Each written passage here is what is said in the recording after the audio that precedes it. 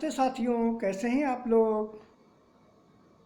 आज आप लोगों को वीडियो देखकर हम काफ़ी खुश हैं। आज का ये वीडियो एक अपने भक्त की व्यथा पर आधारित है। 2 दिन पहले मुझे फ़ोन करके इन्होंने बात की और मुझसे कहा कि प्रभु, जब से मैंने आपकी वीडियो देखना शुरू किया है तब से मैंने आपको अपना आराध्य, अपना गुरु माना है और मैंने सभी बुरी आदतों को छोड़ दिया है। मैंने मांस खाना भी बंद कर दिया है।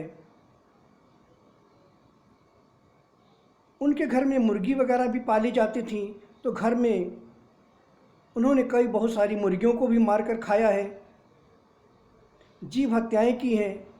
लेकिन जब से उन्होंने मेरे वीडियो देखना शुरू किया है तब से उन्होंने जीव हत्या करना बंद कर दिया है और मांस का सेवन करना भी बंद कर दिया है। वह एक उत्तम भक्त हैं, पर ये गलतियां उनसे हो रही थीं। वो जीव हत्या कर रही थीं, जीवों को, मुर्गियों को मारकर वो परिवार के साथ भोजन करती थी। उनका ये घोर पाप है, बहुत बड़ा पाप है और ऐसे लोगों को घोर नरक में जाना पड़ता है। परंतु चूँकि उन्हें सच्चे दिल से प्रायश्चित किया, मुझसे क्षमा भी मांगी। मैंने वचन दिया है कि मैं ऐसे लोगों को निश्चित ही क्षमा कर दूंगा जो भटके हुए हैं, जिनको नहीं पता था कि ये सब क्यों हो रहा है, क्या हो रहा है, गलतियां हो रही हैं, गलती है, पाप है। जाने अनजाने में जो भी गलतियां हो रही थीं, चाहे अनैतिक यौन संबंधों की गलतियां हों, चाहे जीव हत्या हो, चाहे मांस का सेवन हो, चाहे झूठ बोलना हो, चाहे किसी को धोखा देना हो, आमतौर पर ये गलतियां सबसे इस समय हो रही हैं। तो उन्होंने मुझसे कहा कि प्रभु मुझे क्षमा कर दीजिए। मैंने उन्हें क्षमा भी कर दिया, आप सबको भी क्षमा कर दिया।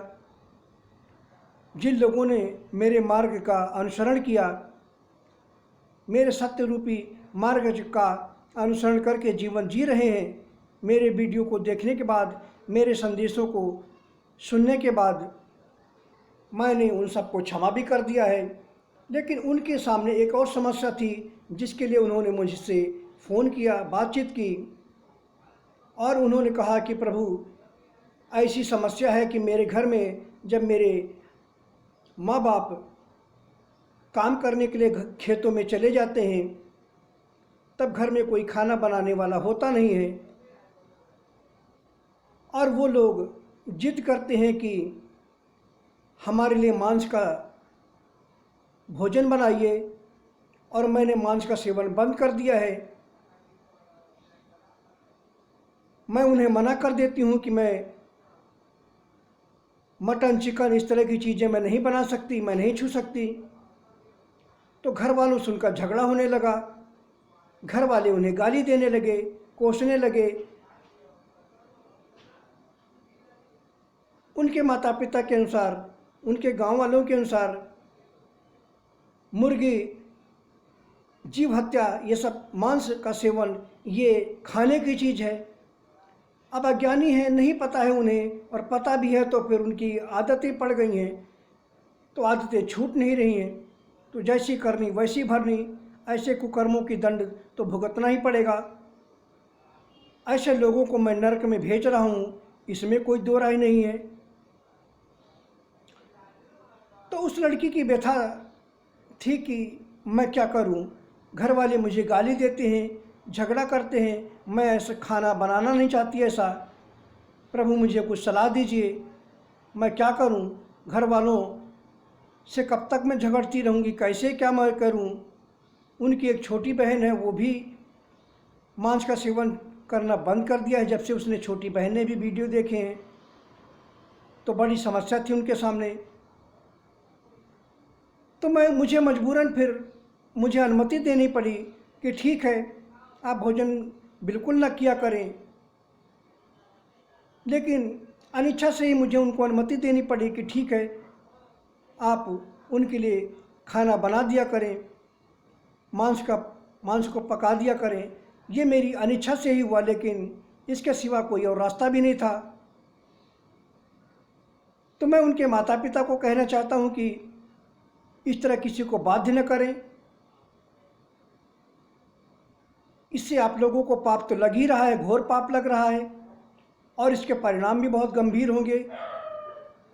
क्योंकि आपके अंदर जो लोग मांस का सेवन करते हैं, अवैध संबंध स्थापित करते हैं, जीव हत्या करते हैं, ऐसे लोगों के अंदर नकारात्मक ऊर्जा बहुत बुरी तरह से आ जाती है, जिसकी वजह से उनके जब मृत्यु के पश्चात जीवात्मा को प्रेत बाधा लग जाती है और वह यूं ही नरक में दर दर भटकती रहती है और नरक में जाना पड़ता है।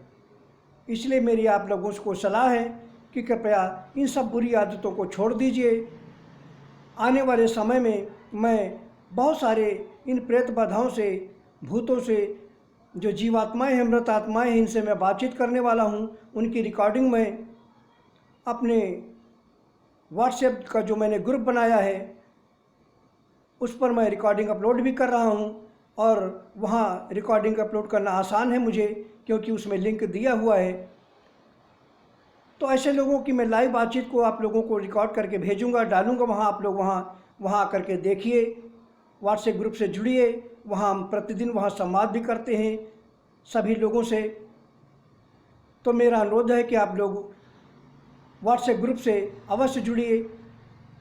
अपने इस चैनल पर अपने नंबर्स दीजिए, लेकिन जो मेरे सच्चे भक्त हैं, जो मुझ पर पूर्ण निष्ठा रखते हैं, वही लोग जुड़े, स्थायी रूप से जुड़े।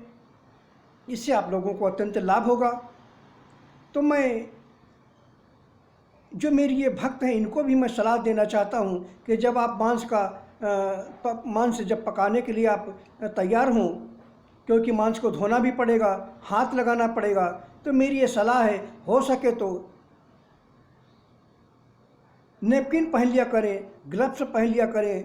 जो नर्स वगैरह जो ग्लव्स पहनती हैं, वो ग्लव्स पहनकर मांस को पकाएं, जिससे कि हाथों से आप मांस को न छू सकें।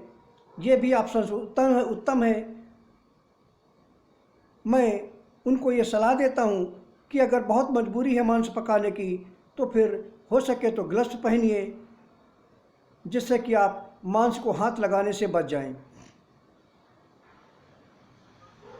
तो साथियों, ये वीडियो मैंने उनकी इस तकलीफ़ को देखते हुए आप सबको दिया है। और आप लोग कृपया करके मांस बिल्कुल न खाएं। और आप लोग अगर मेरे 14 जनवरी को मेरे मकर संक्रांति के रात्रि में मेरे दर्शन करना चाहते हैं, तो बिल्कुल अपने आप को अभी तैयार कीजिए, इस योग्य बनाइए कि आप हमारे दर्शन कर सकें। बहुत बहुत धन्यवाद साथियों, बहुत बहुत आशीर्वाद।